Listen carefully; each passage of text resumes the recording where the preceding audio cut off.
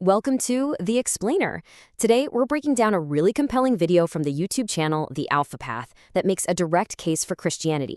It's a fascinating look at how personal, historical, and philosophical arguments get woven together to create a powerful message. So let's jump right in and deconstruct how it makes its case. So, right off the bat, the source frames the entire discussion by setting up this really sharp contrast. On one side, you've got what it calls the common perception. Christianity is basically just a boring list of rules. But on the other side, it makes this massive claim that it's the very builder of Western civilization. This is a classic rhetorical move, right? It's designed to completely reframe how you see the topic before the argument even gets going. And then, boom, it immediately raises the stakes. By pulling this quote from Scripture, the conversation shifts from just, an intellectual debate to a question with eternal weight. The point being made is that this isn't just about ideas. This is about the ultimate value of your entire life. Okay, so from there, the argument gets down to its core personal pitch, and it presents faith as a kind of transaction. It's framed as a really clear cost-benefit analysis, what you're being asked to give versus what you're supposedly going to get in return.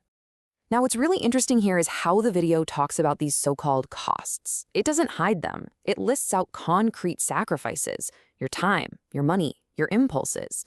But the key persuasive move is how they're framed. They aren't losses. No, they're investments in things that are meant to outlast you, kind of like the sacrifices you might make for your family. So what's the first return on that investment, according to the source? A relationship. And the argument here is deeply personal. It's the promise of a connection with a creator who is described as both unbelievably cosmic, having spoke galaxies into existence, but also incredibly intimate, someone who still knows your name. All right, the second promised gain is wisdom, and it's defined with a quote from Proverbs. "The fear of the Lord is the beginning of knowledge." The claim here is pretty straightforward. Since God is presented as the source of all reason and logic, a relationship with him gives you access to a deeper kind of clarity and understanding about life. Third on the list is a clear purpose. And we're not talking about some vague, fuzzy feeling of mattering. The source defines a very specific three-part mission: to serve God, to love other people, and to actively work to improve the world around you. And finally, the fourth promised gain is a lasting joy. The source argues that just chasing after your own personal pleasure is like a black hole. It's never satisfied. But in contrast, it presents serving others as a well that never runs dry. The idea is that giving yourself to something bigger than you is what creates real, renewable fulfillment. Okay, at this point, the argument makes a big pivot. It moves away from the internal, personal benefits and zooms out to an external, historical one. The idea that you'd be joining this grand, overarching story that goes back for ages. The next move the source makes is to frame this decision not just as a personal choice, but as you joining a historical lineage. It presents this tradition that, in its telling, has outlasted every single empire, ideology, and revolution that's tried to wipe it out for the last 2,000 years. And who's first in this historical line? The martyrs. The video presents their willingness to die as the ultimate proof of their conviction. They're portrayed as people who made the ultimate trade-off, sacrificing their temporary lives for what they believed was an eternal reward. And to really hammer home the gravity of that sacrifice, the video uses this really stark and visceral quote from the book of Hebrews. The language is intentionally intense. It's meant to highlight the brutal persecution these early believers supposedly faced, and because of that, the incredible strength of their faith. So from the martyrs, the historical line continues with these figures of action. You've got warriors like the Knights Templar, explorers who took their faith all over the globe, and builders of all kinds.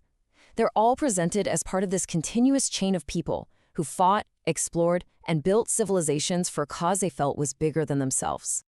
And all of this builds up to what is probably the broadest, most sweeping claim in the entire argument. The idea here isn't just that Christianity survived history, but that it actively built the modern world as we know it. The video is not subtle about this. It makes a direct, assertive claim that these fundamental pillars of our society, hospitals, universities, human rights, the abolition of slavery, these weren't just historical accidents. No, it argues they were the direct result of Christian conviction being put into action. So to back this up, the source zooms in on the idea of human dignity. It presents the concept of inherent, universal human worth as this totally revolutionary Christian invention. And to make its point, it contrasts this with someone like Aristotle, who it claims argued that some people were just naturally born to be slaves. That contrast makes this new idea seem incredibly radical for its time. And now the argument comes full circle. It shifts away from these huge, large-scale historical claims and brings the focus right back to you, the individual viewer, concluding with a direct and very personal call to action. This part is pretty clever. It taps directly into that feeling of modern restlessness a lot of people have, that sense of, is this all there is? And it interprets that feeling not as a problem you need to fix with more comfort, but as a sign, a signal that you were designed for something more meaningful. And that something more is this mission. It's presented as an invitation to stop being a spectator and to get involved in what the source calls the grand adventure of restoring a broken world, building things that matter, and leaving a positive legacy. Now, this is a crucial point. The argument doesn't just end on some abstract theoretical note. For anyone who's persuaded by the case it's made, the video provides 3 clear, tangible, actionable next steps. Find a church, find brothers, join the work. And this is where the video leaves its audience.